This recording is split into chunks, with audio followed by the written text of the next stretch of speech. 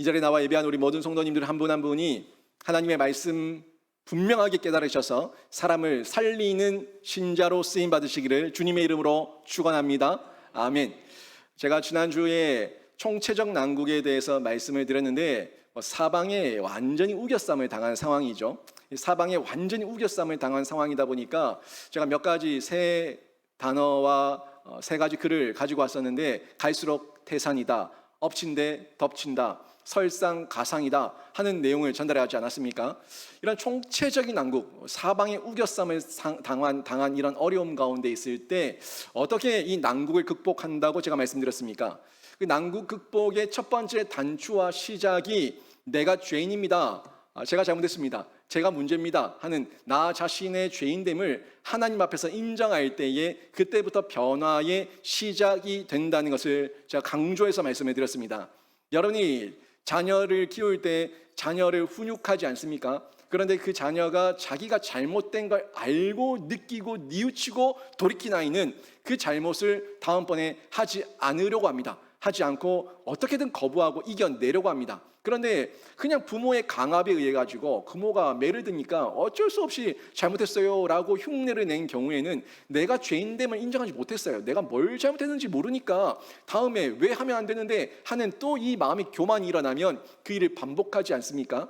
이런 거 똑같은 거예요. 이 총체적 난국, 지금 사울이 당하고 있는 총체적 난국은 그냥 벌어진 것이 아니라 이 사울이 잘못 살았고 하나님 말씀을 버렸고 계속해서 반복된 실수와 실패 가운데 있다 보니까 자신의 죄인됨 때문에 벌어진 이 문제인데, 이 문제, 총체적인 난국을 극복하기 위해서는 결국에 사울이 제가 죄인입니다, 제가 죄를 지었습니다 하는 걸 인정해야 된다는 거예요.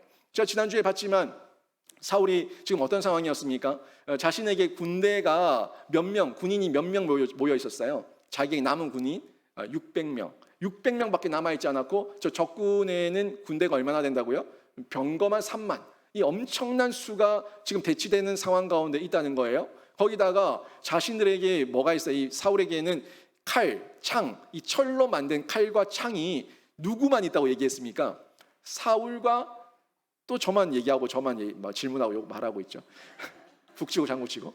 사울과 요나단만 칼과 창을 들고 있었다라고 얘기했습니다. 그러니까 두 사람만 지금 이 칼과 창을 들고 있고 아무도 무기가 없다는 거예요. 총체적 난국이죠. 이 문제를 어떻게 해결할 수 있는 방법이 없는 이런 상황 가운데 있는 것을 볼 수가 있습니다. 싸울 군대도 없고 싸울 무기도 없고 이런 상황 가운데 진퇴양난, 정말 앞으로 가지도 못하고 뒤로 후퇴하지도 못하고 이 진퇴양난의 상황 가운데 있습니다. 지금 이런 상황 가운데 있는데 하나님께서 사울은 잘못했으니까 벌을 받아야죠. 또 이스라엘도 왕을 구하는 중에 하나님을 버렸으니까 벌을 받아야 돼요. 그런데 이스라엘과 사울에게 벌을 내리는 건 어떻게 보면 당연한 내용인데 그 속에 누가 있냐는 거예요. 그 속에 이 이스라엘 사람들 가운데 누가 있냐면 자기 백성이 있다는 거예요. 하나님께서 여전히 구원해 내셔야 될 사람, 하나님의 택한 자들 남아있는 그 그루터기가 있는데 이 자기 백성이 있는데 이 자기 백성을 구원하시기 위해서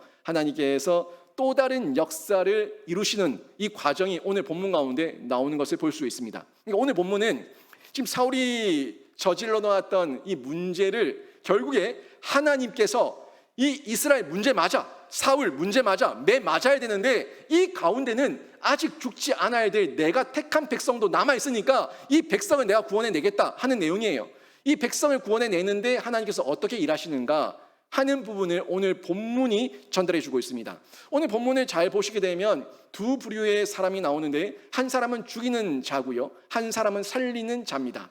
죽이는 자로 그대로 죽는 모습으로 자기도 죽고 다른 사람도 죽이는 자로 그대로 있는 한 명의 사람이 나오고, 자기가 살아서 또 한 번 다른 사람을 살리는 데 쓰임받는 사람으로 나오는 한 사람을 발견할 수가 있는데, 이 사람들 어떤 차이가 있을까요?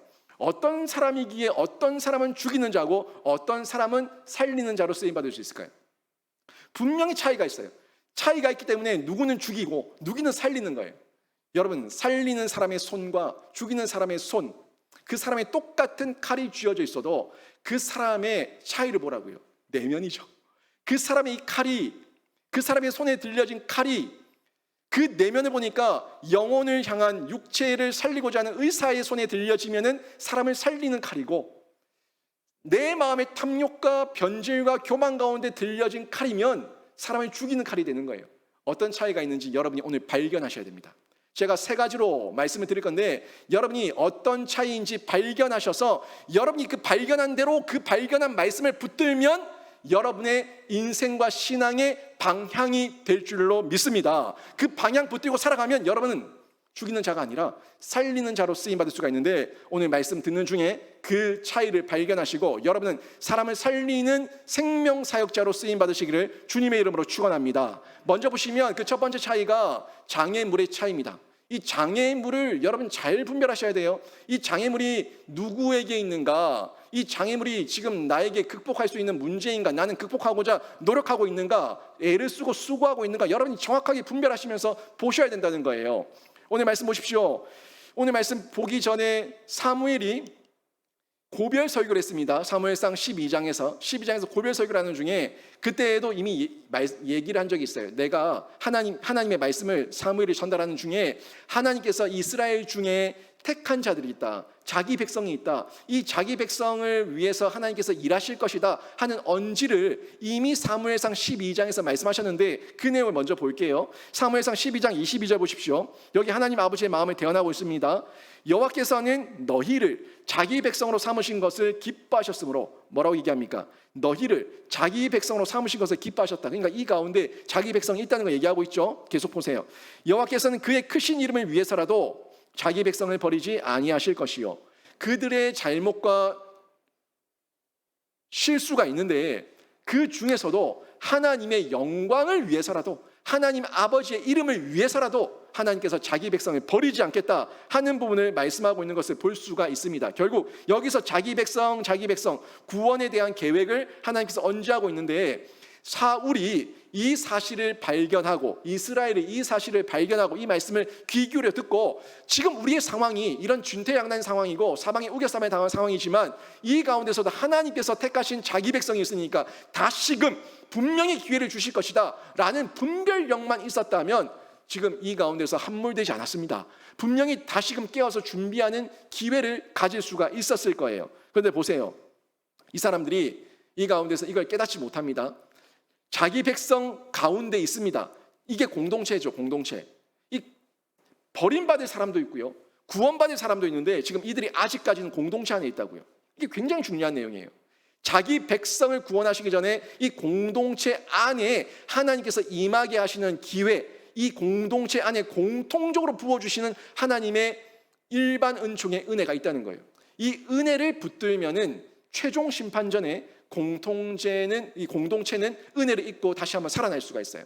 여러분, 이 부분 잘 생각하셔야 됩니다. 최종 심판 전입니다. 아직 심판이 임하기 전입니다. 심판이 임하기 전이니까 내가 나의 잘못 때문에 어려움을 당한다고 하더라도 우리 공동체 가운데 나처럼 죄 안 지은 사람도 있다는 거예요.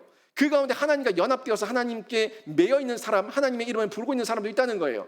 이게 공동체로 묶여져 있을 때 희망이 있습니다. 소망이 있습니다. 여러분, 나는 은혜가 없어요. 나는 죄와 악을 반복적으로 밥 먹듯이 범하고 있습니다. 그런데 그 사람이 아직 이 공동체를 벗어나지 않고 이 가정을 벗어나지 않으면 은혜가 있는 거예요. 여러분, 제가 여러분들에게 통화를 하고 이런저런 권면을 하고 얘기를 할 때 많은 사람들이 하는 자기 열등감이 있어요. 신앙적 열등감인데 영적 열등감이에요. 제가 죄인이라서, 제가 지은 죄가 많아서, 제가 하나님에 대해서 아는 게 없어서, 제가 그래서 이거 못하겠습니다, 저거 못하겠습니다, 이거 안 됩니다, 이거 못합니다 라고 말하는 사람이 굉장히 많아요. 이렇게 좀 하셔야죠. 좀 이렇게 예배를 드리고 기도하시면 어떨까요? 제가 지은 죄가 많아서 주일 나가는 것도 겨우겨우 나가는데 제가 어떻게 감히 하나님을 부릅니까? 제가 어떻게 기도를 합니까? 이러는 분도 있어요. 여러분, 기가 찬 거예요. 기가 찬 거예요. 그래서 더 공동체 안으로 들어와야 되는데, 그래서 더 하나님 이름을 불러야 되는데, 그래서 더 하나님께 매여 있어야 되는데, 자기의 열등감, 자기의 부족함, 자신의 죄와 악을 얘기하면서 떠나가려고 뒷걸음질 치고 있어요. 이거는 아주 부정적인 자기 죄인의 인정입니다. 자기 죄인의 인정을 하나님 앞에서 발견하면 하나님께 뛰어들게 되고요, 내 꼴을 보고 내 죄인됨, 나의 부족함을 인정하게 되면 내가 이 모양이지, 내가 이 꼬라지지 하면서 뒷걸음질 치면서 이 동굴 속으로 들어가려고 한다고요. 인간 세상 사람들이 자신의 인간적인 세속적인 방법으로 자신의 열등함을 발견하게 되면 그렇게 숨죠. 자신이 감추죠. 가면을 쓰죠. 동굴 속으로 들어가죠. 아니, 우리는 그러면 안 되고 하나님 아버지 앞에서 나의 죄인됨, 나의 부족함을 인정하고 하나님 앞에 뛰어나가면 하나님께서 하나님의 능력으로 우리를 살리실 줄로 믿습니다. 뛰어나가야 되는 거예요. 근데 공동체 안에 나를 두신 이유가 저 사람, 저 기도하는 사람, 저 예배하는 사람을 보고 열등감 느끼라고 준 게 아니에요. 저 사람들 보면서 이거 지 잘났다고 기도하는 거 봐라, 지 잘났다고 예배하는 거 봐라, 저 껍데기 이러면서 남들 비난하라고 그 공동체 안에 둔 게 아니라 그 열심히 섬기는 사람, 열심히 헌신한 사람, 열심히 기도하는 사람, 열심히 예배하는 사람을 보고 본인이 보고 느끼라고 하나님께서 그 공동체에 묶어두신 거예요. 마음이 어떤 상태냐는 겁니다. 내 마음이 열심히 헌신하며 예배자로 있는 사람을 보면서 질투할 것이냐, 아니면 내 마음이 그 열심히 예배하는 사람을 보면 나도 도전을 받아서 나도 저렇게 기도하고 싶다, 나도 저렇게 헌신하고 싶다, 나도 저렇게 예배하고 싶다 하는 도전을 받을 것이냐, 이게 이 마음의 내 내면이 어떤 상태냐의 차이라는 겁니다. 여러분, 내가 지금 나에게 주어진 은혜가 아닐 수 있습니다. 이 공동체 안에 있을 때 저 사람이 은혜 받는 걸 구경하고 있을 수 있어요. 가정 안에 은혜가 있는데 남편, 배우자, 아내, 자녀들이 있는데 내 가족들이 은혜 받는 걸 내가 구경만 하고 있을 수도 있어요. 구경하는 걸 여러분 샘내지 마시고, 구경하는 걸, 그 은혜 받는 모습을 보다가 여러분이 도전을 받고 여러분에게도 사모함이 임하면 여러분에게도 동일한 은혜가 될 줄로 믿습니다. 이게 공동체의 은혜예요. 공동체의 복이에요. 왜 공동체 안에 있어야 되는 줄 아세요? 내 마음이 지옥 같아도, 내가 저 사람 꼴보기 싫고 내가 기도가 안 되고 내가 예배가 안 되고 아무것도 안 돼도 왜 공동체 안에 있어야 되는 줄 아세요? 그 공동체 안에 있을 때 그 사람들을 보는 중에 나에게 도전이 되니까, 그 사람들을 보는 중에 나에게 은혜가 되고 나에게도 사모함이 생기니까, 그러니까 교회 공동체 안에 붙어 있어야 되는 거고 가정 신앙 공동체 안에 붙어 있어야 되는 겁니다. 이 붙어 있을 때 살 소망을 찾고 희망을 발견할 수가 있는 거예요. 그런데 이 은혜를 깨달은 자는 살리는 자가 되고요, 이 은혜를 깨닫지 못한 자는 죽이는 자가 되는 거예요. 이 은혜를 깨달으면 나도 하나님의 자기 백성의 일원이 되기를 원합니다 하는 마음으로 하나님께 반응하며 또 감사하게 되는데, 저는 여러분이 우리 영신교회 공동체 안에 있을 때, 여러분의 신앙 공동체 안에 있을 때, 가정 공동체 안에 있을 때 여러분이 떠나는 자가 아니라 주께로 돌아오며 감사하며 반응하는 신자가 되시기를 주님의 이름으로 축원합니다. 여러분, 이런 반응이 선한 반응이고요, 바른 반응이에요. 하나님께서 기뻐하시는 반응이에요. 하나님께서 이렇게 자기 백성의 구원을 위해서 이스라엘에게 기회를 주시거든요. 기회를 주시는데 이 기회를 잡는 사람은 살리는 자고요, 기회를 놓치는 자는 죽는 자예요. 지금 하나님께서 이 이스라엘에게 자기 백성을 구원하기 위해서 다시 한번 기회를 주실 때 우리가 생각하지 못했던 의외의 한 사람을 택하셔가지고 그 사람을 통해서 살리는 은혜가 흘러가게 하십니다. 누구냐면 사울의 아들이었던 요나단이에요.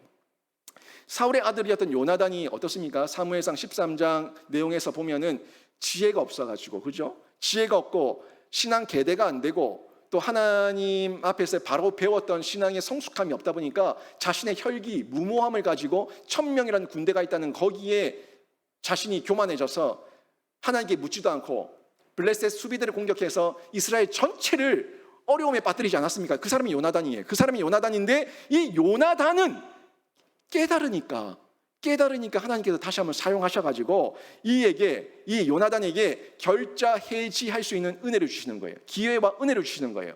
아빠 사울보다는 요나단이 나으니까, 요나단에게 이 장애물을 좀 뛰어넘고 네가 한번 해봐라 하는 결자해지의 기회, 은혜를 주시는 걸 볼 수가 있습니다. 이 기회를 붙잡은 요나단은 살리는 사람으로 쓰임받게 되는 것을 오늘 본문에서 볼 수가 있는데, 여전히 살리지 못하고 죽이는 자로 있는 그 사람은 누구냐? 그 사람은 사울이에요. 그 사람은 사울. 여전히 자기 백성을 구원할 하나님의 백성들이 자기의 백성들 가운데, 그 이스라엘 민족 가운데 있다는 걸 뻔히 알면서 여전히 하나님께 기회 주시는데 본인은 장애물을 극복하지 못하니까 기회를 받지 못해요. 계속 그대로 여전히 죽이는 자의 자리에 있는 사울이고요, 그 아들은 아빠와 다르게 깨달아서 살리는 자로 쓰임받은 것을 볼 수가 있습니다. 여러분, 지금 이 요나단과 사울은요 좀 달라요. 어떤 모습에서 다른가 하면 사울은요 기본적으로 변질된 겁니다. 변질됐다는 건 처음에 정상적일 때가 있었다는 거예요. 이해되십니까? 처음에 하나님의 성령의 감동을 받고 재능과 은사도 받고 하나님의 영에 감동되었던 그런 정상적인 하나님의 사람으로서의 그 모습이 있었다는 거예요. 있었는데 그걸 버리니까 변질된 거예요. 버리니까 변질된 거지만 요나단은요, 하나님의 은혜와 영이 임한 적이 없습니다. 다시 얘기하면 요나단은요, 처음부터 제대로 된 신앙과 제대로 된 이 성숙의 과정 가운데 신앙적 양육과 교육을 받을 수 있는 그런 제공, 이 교육의 제공, 훈련의 제공이 없었다는 거예요. 요나단은 무지 상태죠, 무지 상태. 그러니까 고의로 하나님을 버렸냐, 아니면 무지한 가운데 정말 몰라서 하나님 앞에서 실수한 거냐 하는 모습을 보게 되면 사울은 고의고요, 요나단은 몰라서 그런 거예요. 몰라서. 그러니까 우리가 죄를 누구의 죄가 더 크냐 물었을 때 고의죄가 더 크지 않습니까? 고의로 범한 죄가 더 큰 죄 아닙니까? 사울은 고의로 범한 거고 요나단은 어떻게 보면 수동적 무지 상태. 능동적으로 변질하고 버리는 그런 고의적 죄가 아니라 몰라서 수동적 무지 상태 가운데 죄를 범했던 요나단이라는 거예요. 이런 면에서 요나단과 사울은 다르죠. 다르기 때문에 하나님께서 사울보다 조금 더 나은 그릇으로 요나단을 여기시고 지금 자기 백성을 구원하기 위해서 이 어려운 진퇴양난, 정말 사방에 우겨쌈을 당한 이 총체적 난국 가운데 그래도 쓸 수 있는 한 사람으로 요나단을 선택하셔서 요나단을 잠시 사용하시는 모습을 저희가 오늘 본문에서 볼 수가 있는 거예요. 지금 사울에게 있어서 장애물은요, 자기 자신이에요. 자기 자신이 장애물이에요. 자기의 변질된 교만, 자만, 탐욕, 그 인기, 그 모습이 사울에게서는 자기가 뛰어넘어야 될, 극복해야 될 장애물입니다. 자신의 한계와 약점을 뛰어넘지 못하고 있는 상황이니까 총체적 난국이 나타나고 있는 거죠. 반면에 요나단에게 장애물은요, 지금 어떻게 보면 아빠예요. 아빠, 왕, 사울입니다.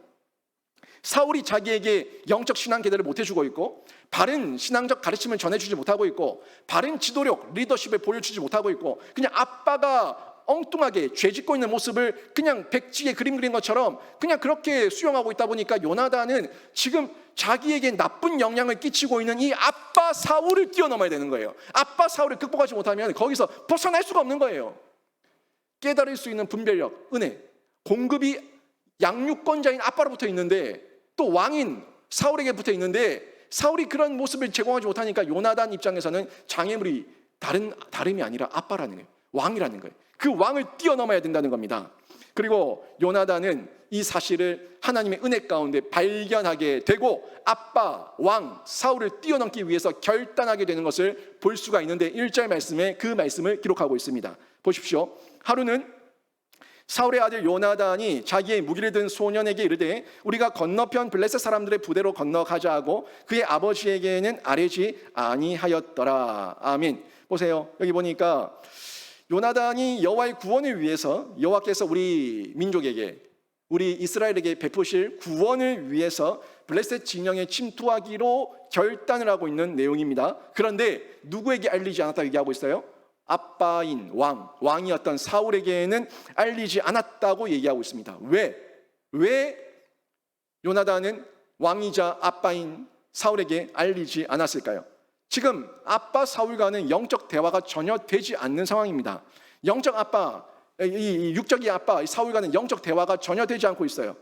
그런 가운데 영적 불통이다 보니까 사울은 지금 보고해야 될 보고의 대상이 아니라 뛰어넘어야 될 장애물로 요나단이 정확하게 보고 있는 겁니다. 지금 요나단은 자기가 과거에 블레셋 수비대를 공격해서 큰 실수를 해가지고 문제가 커져서 블레셋과의 전투가 일어나게 됐다는 것을 알고 있습니다. 잘 알고 있어요. 그런데 지금 이때 또 아빠에게, 왕에게 보고하지 않고 블레셋에 공격해서 침투하겠다 하는 요 모습은 과거와는 달라요. 과거에는 1000명의 군대가 있었습니다. 1000명의 군인이 있는 중에 교만한 가운데 혈기 부리는 무모함으로 뛰어들었지만 지금은요, 요나단은 죽을 각오로 뛰어드는 거예요. 죽을 각오로, 사생결단의 각오로 뛰어들겠다고 자기가 결단하고 있는 것을 볼 수가 있는데 자신의 잘못과 실수를 인정하고 한 거예요.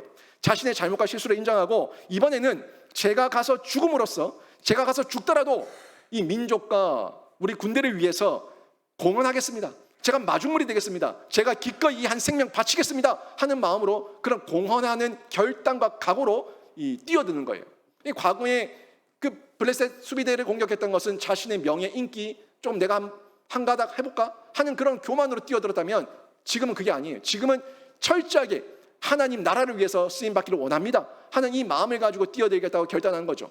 과거에 6.25 전쟁이 있었는데 우리 6.25 전쟁 때에도 저 북한 군이 엄청난 이 군대 이 탱크를 몰고 내려올 때에 우리한테는 탱크도 없고 아무것도 없으니까 폭탄 하나 들고 그 탱크 안으로 뛰어들지 않았습니까? 그 사람들이 무모한 행동이었어요. 세상적으로 전략적으로 보면 무모할 수 있지만 그 상황적으로 또 그 사람의 결단을 보면은 나라와 민족을 위해서 내가 한 생명 바쳐서 마중물이 되고 우리 군대의 사기를 높일 수가 있다면 제가 기꺼이 뛰어들겠습니다 하는 죽을 각오의 순교적 정신이에요. 그런 각오를 가지고 뛰어들었던 거죠. 순국하겠다 하는 마음으로. 지금 이 마음의 자세가 요나단의 블레셋 수비대를 공격할 때와 지금 무기든 한 소년과 함께 두 명이서 적진을 향해 뛰어들 때 이 모습과는 완전히 다르다는 것을 알 수가 있습니다. 여러분, 지금 보시게 되면 요나단이 아무리 살펴봐도 둘러봐도 방법이 없어요. 방도가 없어요. 이 블레셋 군대를 이길 수 있는 방법이 없습니다. 방도가 전혀 없어요. 대책이 없습니다. 사무엘이 왔는데 왕인 아빠 사울은 사무엘을 잘 붙들어서 하나님의 은혜를 구해야 될 판인데 도리어 월권하는 바람에 사무엘에게 책망받고 버림받았습니다. 사무엘도 없어요. 거기다가 지금 이스라엘의 통합을 기대하기도 어려워요. 3,000명이 모여있던 그 군대도 다 떠나가고 히브리 사람들아 모여라 라고 얘기해서 모였던 사람들 다 도망가고 이제 600명 남아있는데 어떤 사기를 돋구기 위한 무슨 이벤트가 있어야죠. 뭔가 어떤 책략이 있어야죠. 아무것도 없어요. 다시금 이스라엘 민족을 한마음으로 묶어가지고 통합을 이룰 수 있는 그런 방법도 전혀 보이지 않습니다. 이런 상황 가운데 하나님께서 이 상황을 영적으로 좀 분별하면서 볼 수 있도록 요나단에게 허락하셨고, 요나단은 자신이 넘어야 될 이 장애물이 뭔가 하는 부분을 깨닫고 자신도 뛰어넘고 자신의 장애물이었던 아빠 사울을 뛰어넘게 된 겁니다. 보세요. 장애물의 차이. 죽이는 자 사울은 그저 자기 자신도 해결하지 못하고 자기 자신도 뛰어넘지 못해서 그 자리에 그대로 맴돌고 있는 모습을 보여주고 있고요. 살리는 자 요나단은 자신의 문제를 확인하고 지금 상황, 이 환경이 어떤 문제인지 정확하게 분별하고 자신의 장애물이었던 아빠, 왕, 사울까지도 뛰어넘을 수 있도록 깨닫는 은혜가 임하게 되는데 이 모든 것들이 장애물의 차이에서 저희가 확인할 수가 있는 거예요. 또 한 가지를 보시게 되면 이 장애물의 차이와 함께 분별력의 차이를 볼 수가 있는데 이 분별력이죠. 이 장애물, 뭐가 장애물인가, 뭘 뛰어넘어야 되는가 하는 것도 보는 것, 이 모든 것들 장애물을 확인할 수 있는 것도 분별력이고 장애물을 뛰어넘을 수 있도록 깨닫는 것도 분별력인데 이 분별력의 차이를 살리는 자와 죽인 자 사이에서 어떻게 나타나는지 볼 수가 있습니다. 2절과 3절 보십시오. 2절 3절 보니까 사울이 기브와 변두리 미그론에 있는 석류나무 아래에 머물렀다가 함께한 백성은 600명 가량이며 아이야는 에봇을 입고 거기 있었으니 그가 이가봇의 형제 아이두베의 아들이요 비느하스의 손자요 실로에서 여호와의 제사장이 되었던 엘리의 증손이었더라. 백성은 요나단이 간 줄 알지 못하니라. 아멘. 사울은요 지금 여전히 하나님의 주권을 멸시하고 있습니다. 지금 2절 3절 내용을 보시면 주권을 멸시하고 있고 자신의 잘못은 전혀 인정하지 않고 또 역시 옛날 모습 그대로 있는 것을 볼 수가 있습니다. 지금 뭐 하고 있어요? 지금 전쟁이 나서 일촉즉발의 상황 가운데 있는데 할 방도가 없으니까, 깨닫는 게 없으니까, 뭐 전략도 없고 아무것도 없고 무기도 없고 뭐 아무것도 없으니까 그냥 대책 없어. 석류나무 아래서 600명 남아있는 600명 그 무기도 하나도 없이 홈이 꽹이 들고 있는 그 600명 바라보면서 한숨 쉬고 있는 거예요. 한숨 쉬고 있는데 지금 뭐 하고 있어요? 회개하진 않고 또 엉뚱한 짓을 하고 있어. 뭘 하고 있냐? 종교적 세속적 종교심을 가지고 엉뚱한 짓만 꾸미고 있는 거예요. 대책이 없으면 하나님 앞에 엎드려서 대책을 마련하든지, 대책이 없으면 하나님께 엎드려서 간구하며 회개하든지, 하나님을 찾지 않고 하나님 없어요. 여전히 세속적 종교심으로 똘똘 뭉쳐져 있는 것을 볼 수가 있습니다. 뭘 보면 알 수 있냐면 하나님을 이용하려고 하는데 사울이 곁에 둔 사람을 보면 알 수가 있습니다. 곁에 누가 있습니까? 아히야가 있어요. 아히야가 에봇을 입고 있습니다. 에봇을 입고 있는데 에봇은 뭐 할 때 썼어요? 판결할 때, 하나님의 뜻을 물을 때, 그때 썼던 옷이, 대제사장이 입었던 옷이 에봇 아닙니까? 이 에봇을 아히야가 입고 있는 거예요. 뭐 하려고 지금 아히야가 에봇 입고 있어요? 사울이 비나이다 하려고 아히야에게 에봇을 입혀서 지금 곁에 두고 있는 겁니다. 여러분, 지금 사울에게서 에봇은 우상이에요. 제사, 번제, 사무엘이 해야 되는 그 번제를 월권에서 번제를 드렸던 그 제사도 사울 입장에서는 우상이었어요. 하나님 높임은 전혀 없고요. 하나님을 이용해서 내가 이 전쟁에 이기면 됩니다. 하나님을 이용해서 내가 비나이다 내가 이렇게 하기를 원합니다, 이렇게 되기를 원합니다 라고 빌어서 얻으면 끝나는 거예요. 이게 지금 사울의 내면 가운데 있는 기본적인 죄악의 모습이고 그 내면의 중심이에요. 이 모습을 지금 보고 있는데 잘 보세요. 지금 아히야가 능력 있는 사람입니까? 사무엘이 능력 있는 사람입니까? 사무엘이 와서 번제를 드려주겠다고 했는데도 월권에서 사무엘을 거절했던 사람이 사울이에요. 하나님의 음성을 듣고 하나님으로부터 다시 한번 살 방도를 찾을 수 있는 기회가 사무엘을 통해서 주어질 수 있었는데 사무엘에게 책망만 받고 변명 핑계만 늘어놓고 도리어 버림받은 사람이 사울이에요. 사무엘의 말도 하찮게 여기고 사무엘의 말도 듣지 않는 이 사울이 아히야의 말을 들을까요? 그 능력 있는 사자, 대언자, 하나님의 종 사무엘의 말도 듣지 않는 사울이 그런데 아히야의 말을 들을까요? 여러분, 거기다가 이 아히야가 어떤 존재냐고요. 사무엘상 3장에 보면 엘리 가문을 향해서 하나님께서 심판과 예언의 메시지를 선언하셨습니다. 사무엘상 3장에 보면 하나님께서 엘리 가문을 영원히 패하겠다고, 엘리 가문을 영원히 심판하시겠다고 말씀을 이미 하셨어요. 그런데 지금 아히야가 누구냐고요? 엘리 가문의 그 자손이고 엘리의 증손입니다. 비느하스, 엘리의 아들이었던 비느하스의 손자예요. 아히야가 지금 어떤 영적 권위와 분별력을 가지고 에봇을 입을 수가 있죠? 무슨 권위가 있습니까? 무슨 분별력이 있습니까? 무슨 하나님의 인정이 있습니까? 하나님께 버림받았던 가문, 하나님께 폐함당했던 가문의 그 혈통, 그래도 과거의 제사장 가문이었다 하는 이유로 아히야 데리고 와서 지금 곁에 두고 있는 이 사울은 어떤 심보일까요? 어떤 마음일까요? 왜 영적 권위도 없고 분별력도 없는 아히야에게 그냥 에봇만 입혀놓으면 그냥 복이 오겠지라는 이 종교적 세속적 종교심은 어디서 나온 거겠습니까? 사울의 마음의 내면이 뭘까요? 결국 자기 입맛대로, 내 입맛대로 내가 듣고 싶은 말 듣겠다는 거예요. 내가 듣고 싶은 말 듣고 내가 듣고 싶은 소리만 하라는 겁니다. 한마디로 굿하고 죄 드리고 돈은 얼마 준지 줄 테니까 내가 원하는 소리만 하라고. 내가 원하는 소리만, 내가 듣기 싫은 소리 하지 말고 내가 원하는 말만 해. 그러면 돈은 얼마든지 줄 테니까 요 얘기하고 있는 거예요. 영적 권위도 없습니다. 능력도 없습니다. 아무것도 없습니다. 하나님께 인정받지도 못합니다. 그런데 지금 분별력이 없으니까 그저 나밖에 안 보이는 거예요. 내 눈에 좋을 대로, 내 귀에 듣기 좋을 대로 그렇게 있는 그런 말할 줄 아는 거짓 사람, 거짓 교사, 거짓 선지자, 거짓 제사장 갖다 세워놓고 그냥 거기서 내 듣고 싶은 말만 듣겠다는 겁니다.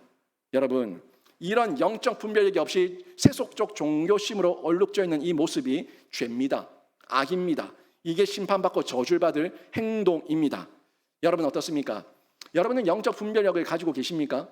내가 영적 분별력이 있는가? 내가 영적 분별력이 있는가? 이런 질문이 여러분에게 있다면, 궁금하시다면 제가 방법을 알려드리는데, 여러분 주변 가운데 내가 영적 분별력이 있는가라는 궁금증이 있다면 여러분 주변의 사람들을 보시면 됩니다. 내가 가까이 두고자 하는 사람이 누구냐, 내가 가까이 하고 싶은 사람이 누구냐 하는 면을 여러분이 보시면 됩니다. 여러분 주변에 여러분에게 듣기 좋은 말만 하는 사람, 여러분에게 늘 아부하는 사람, 여러분에게 달콤한 말만 하는 사람, 여러분의 잘못은 인정하지 않고 지적하지 않고 말해주지 않는 사람, 이런 사람들은 여러분 곁에 두시면 여러분이 우매해집니다. 왜 정권의 위정자들과 지도자들이 우매해지고 처음 초심을 버릴까요? 왜 지도자들이 처음에 그렇게 열정적이고 나라와 민족과 국가를 위해서 헌신하겠다는 사람들이 왜 나중에 감옥 가는 뉴스거리가 될까요? 여러분, 그 사람들 곁에 있었던 그 참모들이 다 간신배들만 있어 그런 겁니다. 거짓 참모들, 거짓 교사들, 거짓 선생들만 있으니까 그 귀가 우매해진 거예요. 지혜가 없어진 거예요. 지혜가 없어지고 결국에 하나님을 버리고 나라와 국가와 국민을 버리고 신의를 버리고 자기밖에 모르는 탐욕적인 도둑놈들이 된 겁니다. 여러분, 이거 저희가 정말 잘 보셔야 돼요. 정도의 차이예요. 크고 작고의 차이예요. 크고 작고 정도의 차이지, 여러분 곁에 여러분에게 싫은 말하는 사람이 있다면 그 사람을 귀히 여기셔야 돼요. 정말 근거와 원인과 그 마음의 사랑을 가지고 말하는 싫은 소리 하는 사람이 있다면 분별하십시오. 귀히 여기십시오. 정말 이 사람이 나를 질투해서 나에게 싫은 소리 하는지, 나를 미워해서 싫은 소리 하는지, 아니면 정말 사랑하는 마음으로 그러면 안 된다고 말하는지 느껴지지 않습니까? 부모가 자녀에게 무슨 질투할 게 있어요? 부모가 자녀에게 그러지 말라고 얘기하는 것은 사랑으로 얘기하는 거예요. 그 사랑의 소리를 들은 자들은 지혜로운 자녀들이고 그 사랑의 소리를 듣지 않는 자들은 우매한 자들입니다. 그게 망하는 거예요. 고생하는 거예요. 심판당하는 거예요. 저주당하는 거예요. 복을 받지 못하는 거예요. 여러분 정확하게 들으십시오. 제가 저희 교회 가운데도 성도들에게 전화합니다. 주일 안 나오면 나와야 될 분이 주일에 안 나오면 전화합니다. 주일에 안 나왔을 때 주일에 안 나온 거에 대해서 염려하면서 전화를 해서 주일 빠지면 안 되지요 라고 말하는 목사가 바른 목사입니까? 아니면 주일 빠졌는데 오늘 좀 바빠서 오늘 좀 뭐 해서 저 해서 아이고 그럴 수 있죠, 잘했습니다 라고 말하는 목사가 바른 목사입니까? 여러분 정말 여러분 신앙의 양심에 손을 얹고 말해보세요. 주일 성수하라고 말하는 목사가 바른 목사입니까? 주일 성수 어겼을 때 하지 말 안 해도 된다고 잘했다고 말하는 목사가 잘하는 목사입니까? 그런데 목사가 그러면 안 된다고 얘기하면 듣기 싫어요. 기분이 나빠요. 속이 상해요. 내 상황은 이런데 저런데 억울해요. 여러분 상황, 환경 그거 제가 다 이해 못하는 거 저의 부족함 맞습니다. 직업 때문에, 누군가는 해야 되는 직업 때문에, 또는 내가 안 하려고 했는데 정말 어쩔 수 없는 긴급한 상황 때문에 그런 일이 발생해서 어쩔 수 없이 그런 일이 생기는 경우 이해합니다. 반복적인 거예요. 지속적인 거예요. 고의적인 거예요. 의도적인 거예요. 이 부분에 대해서 그러지 말라고 얘기하면 이 부분 여러분 들어야 되는 거 아니에요? 이 말을 들었을 때 여러분 목사를 멀리할 것이 아니라 우리 목사님이 정말 바른 소리, 힘들지만 어렵지만 바른 소리 해주시는구나 라고 들으셔야 되는 게 그게 분별력이 있는 겁니다. 우리 성도들에게, 제가 중직들에게, 재직들에게, 성도들에게 이런저런 얘기를 하면은 제가 그래도 희망을 봐요. 소망을 봐요. 이렇게 저렇게 그러면 안 되죠 라고 얘기하면은 그분들이 알아요. 이러면 안 된다는 걸 알아요. 그러면 안 되는 거 아는데 조금만 내버려 두세요. 조금만 기다려 주세요. 8월까지만 좀 내버려 두세요. 언제까지만 좀 내버려 두세요 라고 얘기해요. 아는데 안 된다는 거예요. 아는데 기다려 달라는 거예요. 아는데 못 하겠다는 거예요. 요거 저는 전달했습니다. 저는 전달했는데 결국 거절하고 그것을 거부한 건 본인들이에요. 여러분 여기에 정말 두려운 마음을 느끼셔야 됩니다. 할 수 있잖아요. 할 수 있는데 안 하는 거예요. 할 수 있는데 하기 싫은 거예요. 할 수 있는데 아는데 내 행동과 결단이 안 일어나는 거예요. 머리 지식은 있는데 가슴 지식도 없고 생활 지식이 없는 거예요. 머리만 아는 건 지식이 아닙니다. 머리로 아는 건 그냥 아는 거지 진짜 아는 게 아니에요. 그냥 어렴풋이 아는 거예요. 진짜 알면은 행동합니다. 진짜 알면은 거기에 뛰어듭니다. 진짜 알면은 죽을 짓 안 합니다. 진짜 아는데 그런 행동하는 거 아는 거 아니에요. 모르는 거예요. 지금 하나님의 말씀을 취사 선택해서 듣기 좋은 소리만 전하는 사람들이 여러분 주변 가운데 있다면 그 사람들은 목회자라고 할지라도 여러분 경계하셔야 됩니다. 아무리 목회자라고 할지라도 좋은 소리만 하고 그 사람에게 바른 길을 제시하지 못해주고 성경적 근거를 가지고 말해주지 못한다면 그 사람들은 버려야 돼요. 가까이 두면 안 돼요. 사꾼입니다. 목사 아닙니다. 사꾼입니다.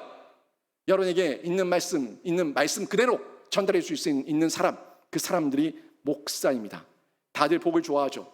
다들 복을 좋아하는데 망하는 길을 가고 있어요. 저 절벽을 향해서 뛰어가고 있는데 그 사람들이 좋아한다고 잘하고 있네요, 잘하고 있네요, 박수 쳐주는 게 그게 진짜 복을 빌어주는 거예요? 망하는 길을 더 떠미는 거예요. 여러분, 저희가 이런 부분에서 잘 분별하셔야 돼요. 정말 분별하시면서 말씀 있는 그대로 보셔야 되는데, 말씀은 있는 그대로 가감없이 전해야 되고요, 나를 보고 돌이키게 해주는 게 최고의 복이라는 것을 여러분이 깨달으셔야 되는 겁니다. 제가 몇 번 얘기했는데, 기도를 많이 하죠. 우리가 기도를 많이 하는데, 기도응답, 최고의 기도응답이 뭔지 아십니까? 기도응답 중에 최고의 기도응답은 내가 바뀌는 게 최고의 기도응답입니다. 자꾸 저 사람 바꿔주세요, 저 인간 바꿔주세요, 저 상황 바꿔주세요, 저 환경 바꿔주세요 말하지 말고, 진짜 최고의 기도의 응답은 내가 바뀌는 겁니다. 사울은요, 자기가 바뀌지 못했어요. 왜? 자기가 죄인인 걸 인정하지 못하니까 바뀌지 못했어요. 진짜 기도의 응답은요, 내가 바뀐 이후에 나를 통해서 영향력이 흘러가서 그들에게 생수의 강, 생명의 떡을 나눠줘서 그들을 살리는 게 진짜 복이에요. 여러분이 바뀌셔라고요. 여러분이 바뀌셔서 아브라함처럼 복의 통로가 되십시오. 여러분이 복의 통로가 되셔서 여러분이 복받은 사람이 되면, 여러분이 하나님의 은혜 가운데 있는 사람이 되면, 여러분을 통해서 하나님의 은혜가 흘러가고 기쁨이 흘러가고 생명이 흘러가는 거예요. 근데 내 안에 생명도 없으면서 저 인간, 저 사람 바꿔주세요 얘기하면, 바꿔주면 뭐합니까? 그 사람이 공동체 가운데 믿음의 은혜를 누리고 있는데 내가 안 바뀌냐? 그 사람 보고 또 뭐 할 건데? 쌤 낼 건데, 저 사람 봐라, 저 사람 봐라, 내가 그때 저렇게 바꿔달라 기도했더만 바뀌어가지고 저렇게 교만 떠는 거 봐라 하면서 또 미워할 건데, 내가 바뀌어야지 다 눈이 바뀐다고요. 내가 안 바뀌고 저 사람이 은혜 받고 저 사람이 바뀌면 그 사람 보고 쌤 낸다고요. 쌤 낸다고 질투한다고요. 최고의 기도응답은요, 내가 바뀌는 겁니다. 최고의 예배의 감동이 뭔지 아십니까? 예배를 드리시지만 예배를 통한 최고의 감동은요, 이 말씀 듣고 내가 내 삶에 적용하는 거예요. 야, 이 말씀 그 집사가 들어야 되는데, 야, 이 말씀 그 권사가 들어야 되는데 라고 하지 마시고, 이 말씀이 나에게 주시는 말씀이다 라고 나의 삶에 적용하면 여러분의 삶이 바뀌게 되고, 여러분이 감동을 누리게 되면 여러분의 은혜가 풍성해져서 여러분의 마음속에 30배, 60배, 100배의 결실이 일어나게 되는 거예요. 예배를 통해 말씀을 들을 때에 누구 말이네 하지 마시고, 나에게 주는 말씀이네 라고 들으셔서 말씀을 꿀송이처럼 들으시는 귀한 신자가 되시기를 주님의 이름으로 축원합니다. 그런 점에서 사울은요, 사무엘에게 하나님의 말씀을 들었음에도 불구하고 말씀을 자기 말로 듣지 못하니까 말씀을 거절했어요. 그래서 하나님께 책망을 받았어요. 책망받고, 지금 사무엘을 통해서 하나님의 말씀을 대언하는 게 복이었음에도 불구하고 분별력이 없으니까 그 복을 받지를 못합니다. 누리지를 못합니다. 사무엘이 그냥 와서 말하는 게 아니잖아. 사무엘이 하나님의 말씀을 대언하고 있는데, 이 말씀을 믿음으로 받으면 아멘인데, 자기 마음으로 받으니까, 자기 마음의 고집으로, 교만으로, 자만으로, 변질됨으로 받으니까 이걸 거절하고 거부하고 있는 거 아닙니까? 듣기를 거부하고 저주를 받는 이 모습, 결국에 사울의 분별력의 한계 때문에 나타난 결과입니다. 하나님께서 사무엘을 통해서 사울에게 보내셔서 뭐라고 얘기했어요? 사무엘이 사울에게 내 왕위가 길지 않을 것이다 얘기했어요. 내 왕위가 길지 않을 것이다 라는 얘기는 즉각입니까? 미래입니까? 미래예요. 내 왕위가 길지 않을 것이다. 지금이 아니라 미래에 길지 않을 거니까. 길지 않을 거니까, 이 말 속에는 결국 길지 않을 거니까 아직 기한이 있으니까, 아직 돌이킬 기회가 있으니까 돌이켜라 이거예요. 만약에 즉각 패하실 것이면 내 왕위가 지금 당장 패하리라, 이렇게 말씀하셨을 거예요. 하나님, 내 왕위가 길지 않을 것이다 말씀하시면서 돌이킬 수 있는 기회를 주셨는데도 불구하고 돌이키지 않은 건 사울입니다. 여러분, 강단에서 말씀이 흘러나오고 여러분 마음 가운데 성령께서 불같이 방망이같이 두들기시면서 그러면 안 되잖아 라는 이 희망과 소망의 시그널을 줄 때 여러분 들으시기를 바랍니다. 그러면 안 되잖아 하는 마음이 드는 거, 그거 시그널입니다. 하나님께서 주신 사인이에요. 그러면 안 되잖아 희망이 있다고요. 소망이 있다고요. 그러면 안 되는 줄 아는 우리 교우들처럼 희망이 있는 거예요. 그러면 그 희망을 붙드세요. 붙들고 주께로 돌아오면 삽니다. 안 돌아오면 하나님께서 심판과 징계를 하시는 거예요. 여러분, 두들겨 맞고 하나님께 두들겨 맞고 후회하지 마시고, 맞기 전에 기회 주실 때 듣고 믿고 반응하는 신자가 되시기를 주님의 이름으로 축원합니다. 우리 인생의 생로병사에서 벗어날 사람 아무도 없지만 하나님께 늘 매여 있다가 생로병사 가운데 병들고 죽어 이 땅에서 떠나는 사람들은요, 마음에 기쁨이 있습니다. 그래서 병들어도 즐겁고요, 자족하고요, 만족하고요, 기뻐합니다. 그게 차이라고요. 근데 생로병사 가운데 두들겨 맞아서 아픈 사람들의 모습은 두려워하고 겁내하고 벌벌 떨고 오줌 쌉니다. 그리고 늘 마음이 지옥이고 남 탓하고 자기 인생 한탄하고 그러면서 지옥 같은 인생 살다가 지옥 같은 인생 살다가 지옥 가는 거예요. 이 땅을 사는 중에 제가 정말 하나님께서 함께 하시는 게 그게 은혜라고. 높은 산이 거친들이 초막이나 궁궐이나 내 주 예수 계신 곳이 그 어디나 하늘나라. 제가 현세 천국 내세 천국 계속 얘기했는데 여러분, 이 땅에서 병들고 어려움 안 겪는 사람 아무도 없어요. 죽음 안 당한 사람 아무도 없어요. 하지만 이 땅에서 천국이든 높은 곳이든 낮은 곳이든 초막이든 궁궐이든 광야든 황무지든 그곳이 하나님 함께 하신 곳이면 천국인 줄로 믿습니다. 천국이니까 기쁜 거예요. 병들어도 기쁜 거예요. 죽어가도 기쁜 거예요. 병상에 누워있어도 기쁜 거예요. 왜? 내 마음속에 하나님 함께 계시냐? 천국이니까. 천국 살다가 천국 가는 거예요. 그런데 그 하나님 예수가 없는 사람들은 병들어도 두렵고 아파도 두렵고 모든 게 겁나고 모든 게 염려고 모든 게 안절부절이고 아무것도 못해요. 지옥같이 남 탓하다가 원망하다가 후회하다가 지옥 가는 거예요. 천국 같은 이 땅 사시는 중에 천국 가는 귀한 신자가 되시기를 주님의 이름으로 축원합니다. 요나단은 이렇게 영적으로 무지하고 무감각한 아빠 사울을 분별할 수 있게 된 겁니다. 지금 이 아빠 사울은 그냥 넘어서야 될 장애물에 불과해요. 이 장애물은 성경과 성령 안에서 극복해야 될 대상이지 수능해야 될 대상이 아닙니다. 수능해야 될 대상이 아니에요. 또 이렇게 말하는 분도 있을 겁니다. 아니 목사님, 질서가 중요하다면서요. 질서를 지키라면서요. 그래도 사울에게 왕으로 세우고 그 왕이 그 나라의 그래도 최고 통수권자인데 왕의 질서에 순종해야 되는 거 아닙니까? 하나는 보고 둘은 모르는 거예요. 제가 2020년 8월 30일에 코로나 시대 교회와 국가와 교회 관계에 대해서 말한 적이 있어요. 기억나십니까? 국가와 교회 관계에 대해서 얘기하면서 우리 교우들이, 우리 성도들이, 신자들이 국가의 지도 아래에서 순응하는데, 따라가는데 넘어설지 못하는 선을 넘어섰을 때는 따를 수 없다고 얘기했어요. 넘어설 수 없는 선을 넘어서서 따르라고 요구하면 따를 수 없다고 얘기했어요. 기억나세요? 기준이에요. 우리가 하나님의 질서 인정합니다. 가정의 질서, 국가의 질서 다 인정하는데 그 질서 안에서 선이 있어. 넘지 말아야 될 선이 있어. 그 선 안에서는 순종하지만 그 기준을 넘어섰을 때는 따를 수 없습니다. 그 기준을 넘어섰을 때는 우리가 순응할 수 없습니다. 그 기준이 중요한 거예요. 그게 본질이거든요. 이 본질을 정확하게 보셔야 되는 거예요. 제가 질서를 말할 때 뭐가 질서고 뭐가 장애물인지 보시라고요. 뭐가 질서고 뭐가 장애물인지 성경의 근거에서 제가 전달하고 있는 거예요. 영적 분별력을 가지고 객관적으로 보십시오. 영적 분별력을 객관적으로 안 보면 오해합니다.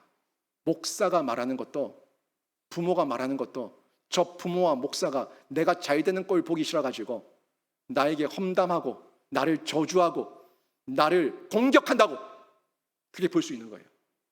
제가 또는 부모들이 자녀들을 공격하고 성도들을 공격한다면 그 이유를 객관적으로 분별하십시오.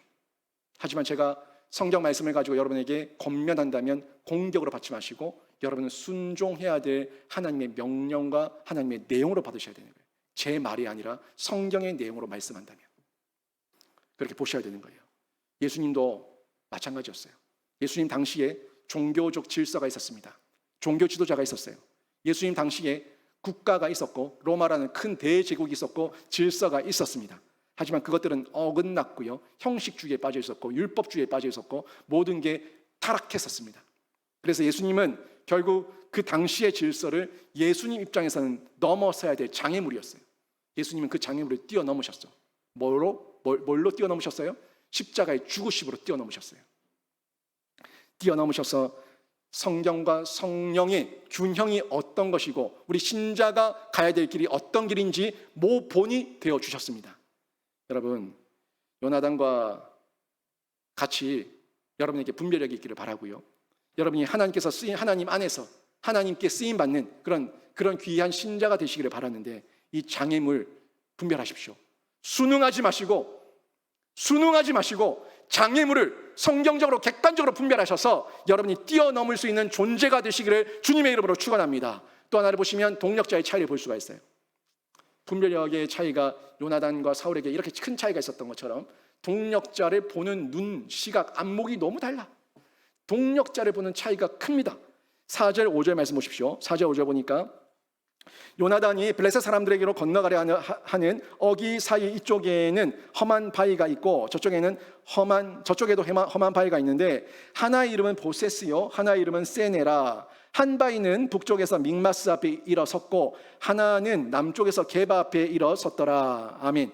여기 보니까 요나단이 앞으로 나갈 길입니다. 앞으로 장래, 앞으로 방향, 블레셋 군대에 들어가서 그들을 교란시키기 위해 가지고 침투해야 되는데, 침투해야 될 앞으로 나갈 길을 보니까 순탄치가 않고 큰 바위 두 개가 있다고 성경이 기록하고 있는데, 성경이 그냥 기록한 게 아니에요.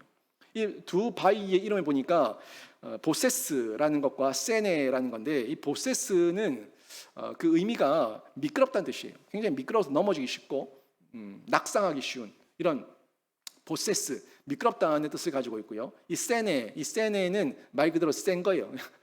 한국말처럼 히브리어인데 뾰족한 가시, 상아, 이빨 이런 것처럼 아주 뾰족하고 강한 거 있지 않습니까? 세네 이렇게 표현할 수 있는 아주 센 가시, 센 이빨, 아주 상처낼 수 있는 아주 강한 그런 송곳니 같은 그런 걸 세네라고 하는데, 이 바위가 세네예요. 그만큼 이 바위가 울퉁불퉁하고 이 표면이 거칠었다는 거죠.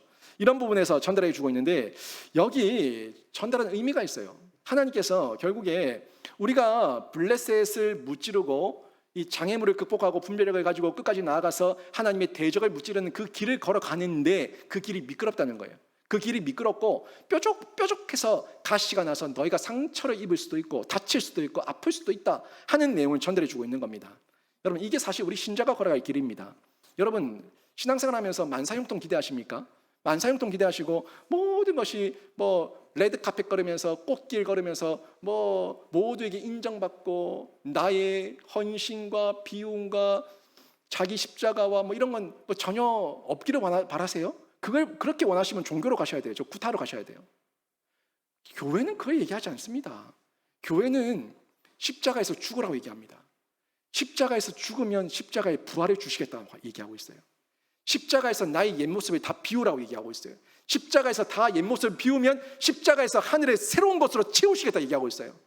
십자가의 고난을 기꺼이 감당하면 십자가의 영원한 영광을 주시겠다 얘기하고 있어요.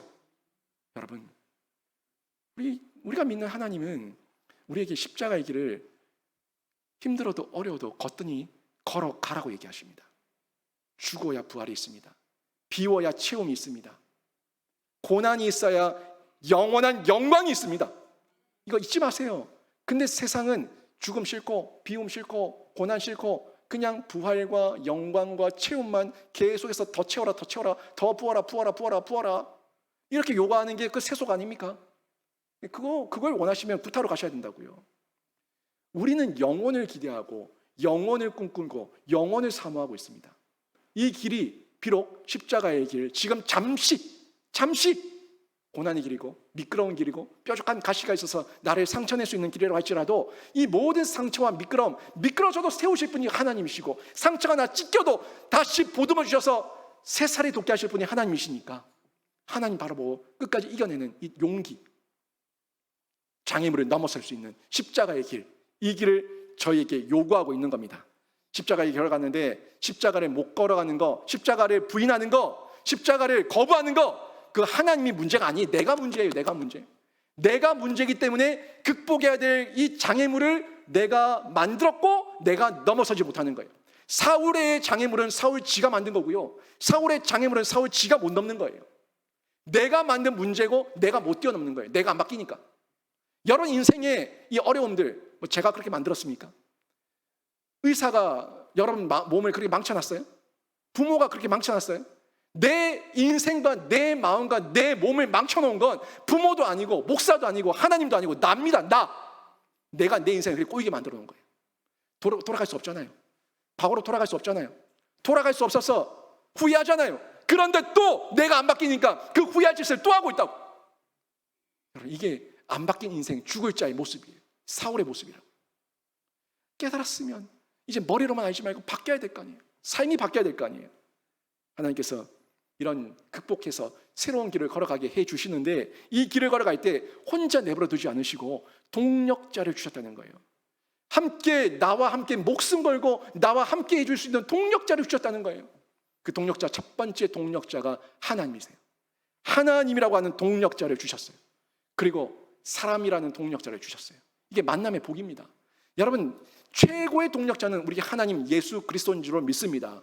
여러분이 말할 수 없는, 여러분이 기도할 바를 알지 못할 때, 탄식 가운데 있을 때 말할 수 없는 탄식으로 여러분에게 친히 중보하시는 분이 우리 예수 그리스도십니다.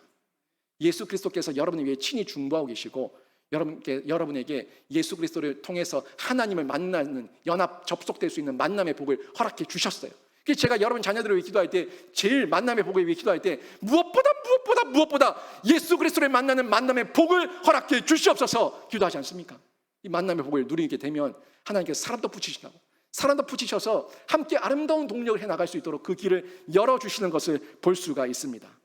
요나단이 죽을 각오로, 사명을 감당하는 죽을 각오로 결단한 이후에 만남의 복이 임하는데, 먼저 함께 적진을 향해서 뛰어들 수 있는, 함께 적진을 향해서 함께 죽자, 제가 요나단 당신과 함께 죽겠습니다 라고 죽음을 각오한 그런 동력자 한 사람을 붙여주신 거예요. 그 동력자, 그 일상 가운데 만났던 동력자 그 한 사람을 만난 이후에 그 동력자를 귀히 여겼을 때 하나님께서 다윗과 같은 또 생명을 나눌 수 있는, 우정을 함께 나눌 수 있는 그 동력자를 요나단에게 만나게 해주셔서 지경을 넓히시는 것을 볼 수가 있습니다. 여러분, 이 부분 6절 7절에 나오는데 한번 보세요. 요나단이 얼마나 든든했을까 한번 생각하시면서 6절 7절에 보십시오. 요나단이 자기의 무기를 든 소년에게 이르되 우리가 이 할례 받지 않은 자들에게로 건너가자. 여호와께서 우리를 위하여 일하실까 하노라. 여호와의 구원은 사람이 많고 적음에 달리지 아니하였느니라. 무기를 든 자가 그에게 이르되 당신의 마음에 있는 대로 다 행하여 앞서가소서. 내가 당신과 마음을 같이하여 따르리이다. 아멘. 보세요. 지금 요나단에게 제일 먼저 붙여주셨던 목숨을 걸 수 있는 동력자는 하늘에서 떨어지지도 않았고 땅에서 솟지도 않았고 우연히 온 것도 아니고 바로 곁에 있었던 그 한 사람, 늘 곁에 있었던 그 무기든 그 한 사람, 사원 같은 그 종 같은 그 사원 같은 쉽게 여기고 하찮게 여길 수 있는 그 한 사람, 그 한 사람이, 그 소년이 요나단의 죽음을 가고 함께하는, 목숨을 함께하는 동력자로 등장하는 것을 볼 수가 있습니다. 여러분에게 이렇게 목숨을 함께 나눌 수 있는 동력자가 있습니까? 저에게는 동력자가 있습니다. 제가 죽자 하면 같이 죽고, 제가 떠나자 하면 떠나고, 제가 있자 하면 있고, 저와 함께 할 수 있는 동력자가 있습니다. 바로 제 아내입니다. 제 동력자 1호, 최고의 동력자, 평생의 동력자 1호, 제 아내가 그 동력자입니다. 어떤 얘기를 해도 당신이 가는 길 함께 가겠습니다 라고 말해줄 수 있는 한 명의 제 반쪽입니다. 여러분, 신앙의 동력자 여러분이 있습니까? 어디서 찾고 계십니까? 그 신앙의 동력자 지금 교회에서 찾고 계십니까? 아니면 선교 단체에서 찾고 있습니까? 아니면 동아리 모임, 개 모임에서 찾고 있습니까? 어디서 여러분은 신앙의 동력자를 찾고 계십니까? 여러분이 우연한 곳에서 동력자를 찾을 이유가 전혀 없어요. 하나님께서는 교회를 만드셨습니다. 하나님께서는 가정을 만드셨습니다. 하나님께서는 개모임, 동아리, 선교단체 만들지 않았습니다. 하나님께서 만드신 공동체는 교회와 가정입니다. 친히 만드셨습니다. 그 가정이 여러분의 동력자가 되기를 원하셨습니다. 또 그 교회 공동체가 여러분의 동력자가 되기를 원하셨습니다. 그런데 그 동력자 만들기를 여러분이 실패하고 어디서 동력자를 찾고 있습니까? 여러분, 신앙의 동력자 여러분 일상에서 찾으세요. 여러분 가정에서 찾으시고, 여러분 가정에서 동력자 만드시고, 여러분 함께 일상 가운데 신앙생활하고 있는 이 교회에서 여러분의 평생의 동력자를 만드시기를 주님의 이름으로 축원합니다. 그게 하나님의 질서입니다. 그게 하나님의 방법입니다. 그게 하나님의 은혜입니다. 여러분, 늘 매일매일 살아내고 있는 가족 중에서 동력자를 만드셔야 돼요. 매일매일 매주마다 얼굴 부대끼면서 얼굴 마주하고 있는 이 교회 안에서 여러분의 동력자를 만드셔야 됩니다. 그 동력자를 귀하게 여기세요. 사울이 요나단이 그 옆에 있었던 그 무기 들고 있는 종 같은 사환 그 소년 한 명을 하찮게 여기지 않았습니다. 하나님께 동력자를 붙여주셨을 때 얘는 안 됩니다. 얘는 안 됩니다. 얘는 못합니다. 얘는 별 볼일 없습니다. 얘는 할 수 없습니다 라고 말하지 않았어요. 우리 마음 가운데, 우리 일상 가운데, 우리 교회 가운데 교우들을 하찮게 여기지 않습니까? 저 사람은 못한다. 저 사람은 안 할란다. 저 사람은 싫다. 저 사람은 뭔데? 은다. 뭔데? 안 한다. 뭐 안 할 거다. 싫다. 여러분 고집이에요. 고집. 여러분 그 사울이에요. 사울. 여러분 목에 습에 있는 그 사울의 고집을 버리세요. 하나님께서 그 무기 든 한 사람도 요나단에게 맡기셨을 때 동력자가 되어서 목숨을 걸었습니다. 이게 동력자고 하나님의 은혜예요. 여러분이 동력자를 판단하지 마세요. 평가하지 마세요.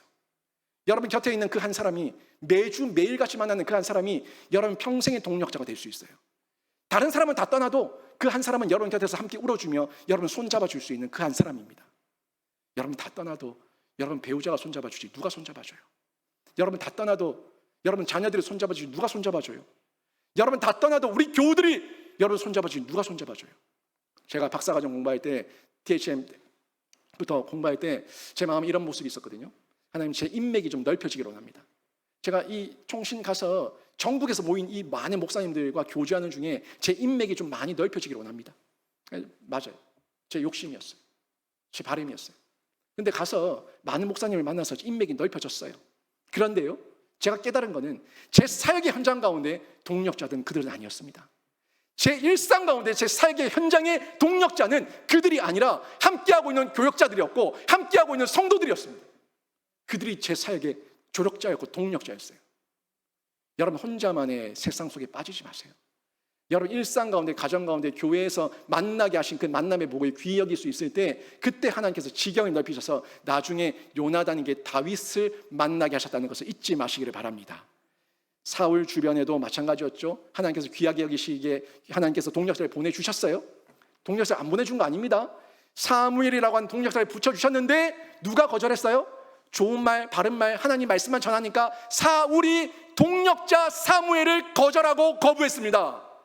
하나님께서 또 기회 주셔서 돌이키라고 다윗을 붙여주셨어요. 순종하고 잘 따르고 하나님 말씀으로 권면하는 다윗을 붙여주셨더니 다윗이 미워가지고 셈이 나가 질투가 나가지고 다윗을 죽이려고 공격한 게 사울이에요.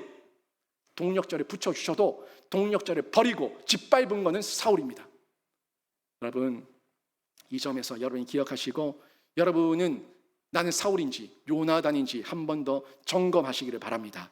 사무엘상 13장에서 요나단은 1000명의 군대를 이끌고 나서 블레셋 수비들을 공격했는데 이때는 제가 말씀드렸죠. 사울을 닮아서 지혜가 없고 무모한 행동이었다고 말했습니다. 그런데 지금 본문은 다릅니다. 본문은 지금 동력자가 하나님이 되었습니다. 지금 본문은 함께 목숨을 건 그냥 의시되는 것이 아니라 함께 목숨을 건 인간 동력자 그 무기든 소년이 곁에 있습니다.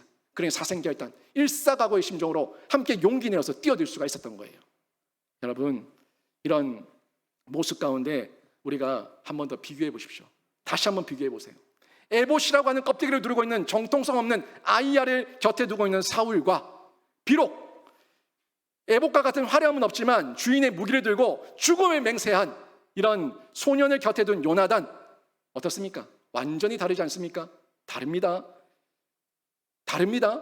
아이야, 에봇 그런 화려함에 빠지지 마시고 화려함에 속지 마시고 지금 초라해 보이고 작아 보이고 아무것도 없지만 나와 함께 이 심정을 나눌 수 있는 이 하나님 앞에서의 각오와 결단을 나눌 수 있는 그런 동력자와 함께 할 때 하나님께서 그들을 통해서 큰 일을 행하시는 것을 볼 수가 있습니다. 오늘 죽이는 자와 살리는 자, 죽이는 자 사울과 살리는 자 요나단의 차이를 함께 살펴봤는데 세 가지로 봤습니다. 장애물의 차이를 봤고요, 분별력의 차이를 받고 동력자의 차이를 봤습니다. 핵심은 이 차이의 핵심은 뭐냐면 내가 누구를 의지하는가, 이게 핵심이에요. 내가 누구를 의지하는가, 내가 누구를 의지하는가에 따라서 그 내용이 달라지는 거예요. 하나님을 의지할 때 자신의 죄인됨을 인정하고 장애물을 극복할 수 있었고요, 하나님을 의지할 때 지혜와 총명으로 분별력을 가질 수가 있었고, 하나님을 의지할 때 동력자를 만나는 만남의 복을 누릴 수가 있었습니다.